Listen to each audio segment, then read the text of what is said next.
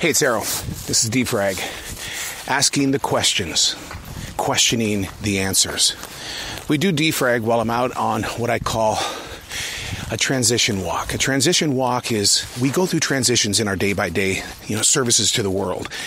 And we don't take the time to listen to the transitions that we're going through. We'll say, oh man, I'm just not in the mood, or I'm not feeling it, or we come up with so many excuses as to why things do or don't happen, but we don't understand the transition, the process that is required to create progress. So you ask questions, but do you ever find answers? This is Defrag. Today, the subject is pretty interesting because I've always believed that each and every one of us are born creative people. We just choose not to be creative because of judgment, self-fear, because we feel like that if we did set it free, that it won't be liked, so therefore we're judging ourselves. The subject I want to cover today is 100% based on one thing: the ins and outs, ups and downs of being a creative. A creative means you. It means me. It means my own dog, who is constantly creating ways to break out of her kennel. I mean, she went through 2 metal kennels, like boom, boom, in 1 year. So being a creative is basically saying, I accept the fact that no matter what my artist looks like, I fit into their shoes. Now, as an artist, as a creative, what can I do that's going to help me grow with this skill, with this gift? The ins and outs, the ups and downs of being a creative. I'm blessed with the opportunity to have great conversations with some of the best chefs in the city that I live in, because they shop at our store. And I ask them, do you ever sit there in the kitchen and come up with your own food design? Because you know deep inside that whatever it is that you're making, there's always that opportunity that you can make it better. Do you ever get the opportunity to play with the food? And the majority of them, this is the ins and the outs and the ups and downs of being a creative. The majority of them say, they won't let me do that. I have to make what they say that we are sharing on that menu. And I look at them, and you can see the steam and the love and the passion just kind of fall from their heart and eyes, because they want to take chances. They want to seek new opportunities. But because we live in such a corporate world, and so many of these restaurants are really hardcore driven, it's like trying to reinvent the McRib. And if you tried something new, they would probably, hey, there's the door. But the ins and outs and the ups and downs of being a creative, where do you practice? Where do you give yourself permission to explore? I'm not going to lie to you. I will tell you until the day my final breath is shared that I waited 36 years to finally get to do what I always wanted to do as a broadcaster. I didn't get to do it in corporate radio because it was their radio station. It was their format. They paid thousands, if not millions of dollars to make sure that their product was delivered the way that research showed that it should be handed out there. I was nothing more than a voice.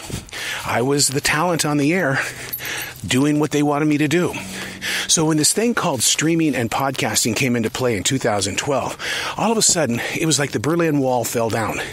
It was the attempt to be a radio guy on something that is this right here, podcasting.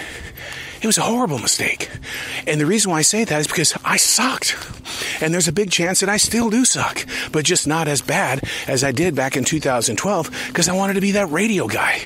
And here was this free outlet where I had no program directors, no general managers, no real discipline. And then one day, the ins and outs and the ups and downs of creativity spoke out. It said, you got to learn this language, dude. And this language is not about being a radio person, which is every reason why I talk with the chefs, because they are so formulated, so shaped, so into what their company wants them to do because it's a paycheck. But inside their creative process, what are they really thinking? Where is their stage, their platform? The ins and outs and the ups and downs of being a creative. What is it that they're doing? And how is it performed? And are they taking notes? I'm blessed with this opportunity to talk with chefs who release a lot of information inside these cookbooks, but they don't call them cookbooks anymore. What they do is they call it a continuation of the family tradition. Now, I know a lot of families that would say, you aren't getting the family recipe. That's not the new thing. The new thing these days is to get that old recipe into the hands of a new generation.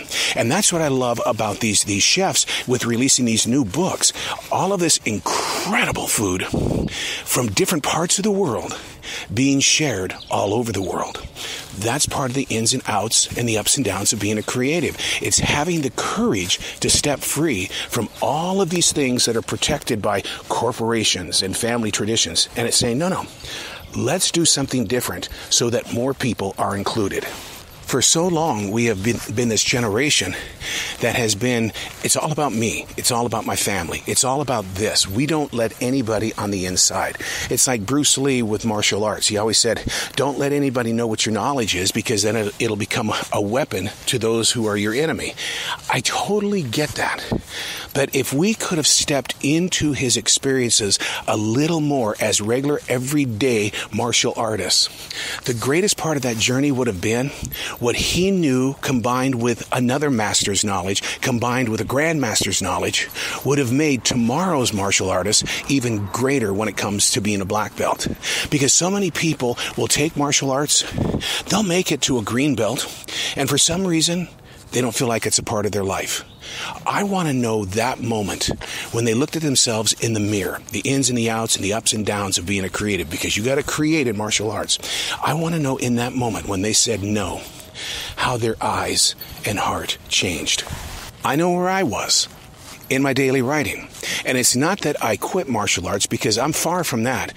It's just that my body couldn't handle the kicks, the punches, the takedowns on a gymnasium floor. I needed to be present with my mind, body, and soul, and the mind and body were not talking to each other. So let's take that experience to a construction worker, somebody who designs buildings or houses. And, because they put so much hard work, dedication, and loyalty and their body into putting up the walls and the ceilings, that one day they look at each other and they go, I can't do it anymore. They either become business managers or they basically walk away from it. I know a gentleman that just had 2 knee replacements because he's been an HVAC worker for all these years. And he says, I've been under more houses. I've had to lift all of this heavy equipment. He says, I had to make a choice. It was either the pain had to go or I had to go. So the doctor said, let's try new knees instead. See, the ups, the downs, the insides and outs of being a creative. As an HVAC professional, he had to be creative. How was he going to work one-on-one with families that needed his skills? You see what I mean? Everybody is a creative. What are you supposed to do when the dreams change? When you age out, like I used just a few seconds ago? Do you really age out? Or is it that you have to make a decision of how can I take the knowledge and the experiences that I have once lived, and how can I incorporate it into this new mind, body, and soul that I'm living? It's not that you were designed to, experience it, then forget it, because you're not going to forget it.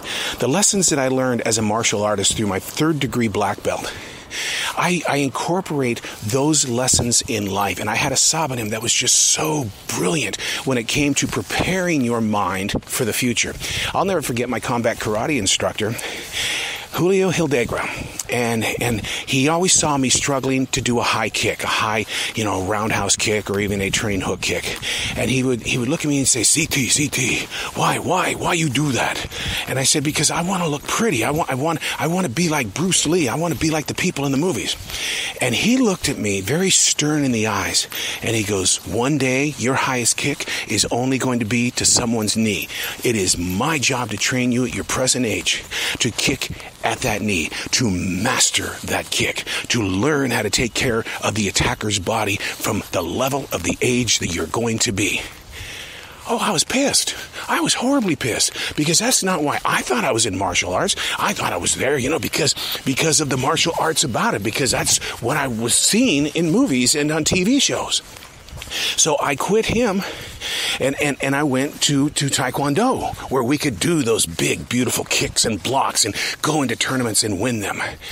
the ins, the outs, the ups and downs of being a creative. And then one day, just like Julio said, I got old and the pains became too much. I couldn't attend class anymore because the pain was too much. I had to make a choice. And the choice was, what am I going to do with the knowledge that I've learned? And that's helped me out so much with the podcasting and being in CS, where it's about community. My grandmaster in Taekwondo, he was all about the community. He would always ask me, what are you doing in the community? How are you leading people? Well, do you want to see my kick? What are you doing in the community?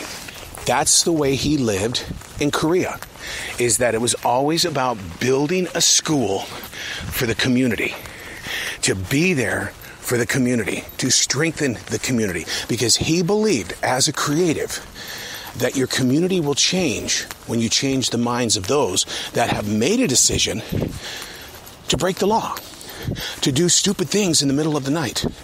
He would go out there and he would train them in ways that work the heart. And all of a sudden they became business leaders in his city. The challenge on this particular episode of Defrag, in your own personal Defrag journal, you don't have to call it that, but in your place of recording your voice or just documenting things on a little notepad, I want you to ask the question, in your own personal life, what are the ins and outs and the ups and downs of your creative life and style? What have you turned off because things got in the way? Ask the questions, then question the answers. It's time to start digging deeper into your mind, body, and soul. When you can't find answers, what's your go-to? Do you go to food? Do you go to drugs? Do you go to alcohol? Do you go to a place where all you want to do is complain because you're still using endorphins to complain?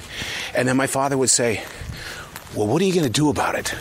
I hear your voice, but where's the solution? What happens next? Defrag it. Be honest with yourself. If you don't like the answers, then question it. If you want to change the answers, then question it. Give yourself permission to see who you are beyond that mirrored image. Because I do believe there is a life on the other side of that mirror. And the only way that we're going to get even a glimpse of that life is by asking the questions and questioning the answers. I happen to call it defragging.